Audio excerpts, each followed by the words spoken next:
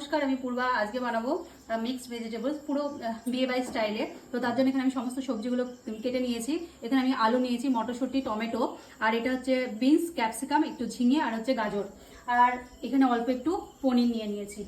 এবার আমি কড়াইতে তেল দিয়ে দিলাম। এরপর তেল গরম হয়ে এসেছে। এরপর আমি কেটে রাখা পনিরগুলোকে হালকা করে একটু ভেজে নিচ্ছি।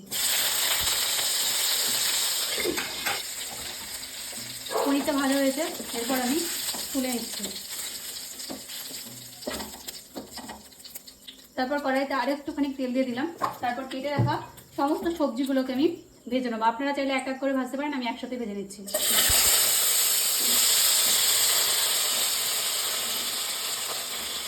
এক এক করে সমস্ত সবজিগুলোকে দিয়ে দিলাম।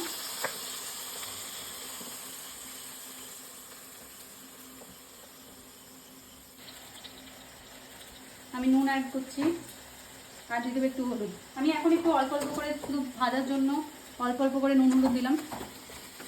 এরকমভাবে আমি আস্তে আস্তে সবজিগুলোকে ভেজে নেব। দেখুন, সবজিগুলো ভাজা ভাজা হয়ে এসেছে। এরপর আমি সবজিগুলোকে তুলে নেব।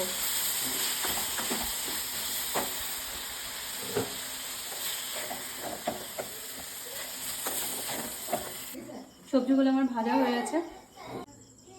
এই যে আমি কড়াইতে তেল দিয়ে দিয়েছি। এবার আমি দিয়ে দেবো গোটা মশলাটা, আর দিয়ে দেবো একটুখানি পাঁচফোড়ন। মশলাটা ভাজা হয়ে গেছে। এরপর আমি বেটে রাখা আদা আর কাঁচা লঙ্কার পেস্টটা দিয়ে দিচ্ছি।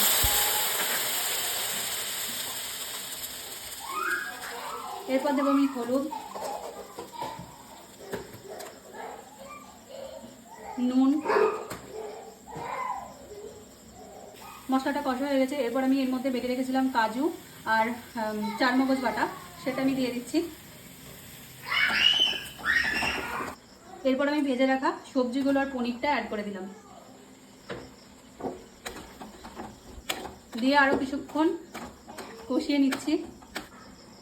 এই সবজিগুলো আমার কষে এসেছে। এরপর আমি এর মধ্যে একটু জল অ্যাড করে নিচ্ছি।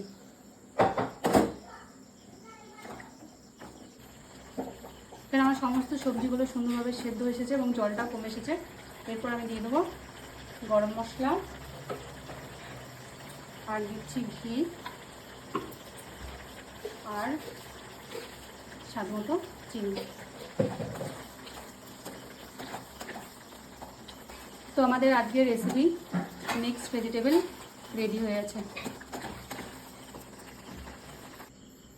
যদি রেসিপিটা ভালো লেগে থাকে তাহলে like, share, comment and subscribe.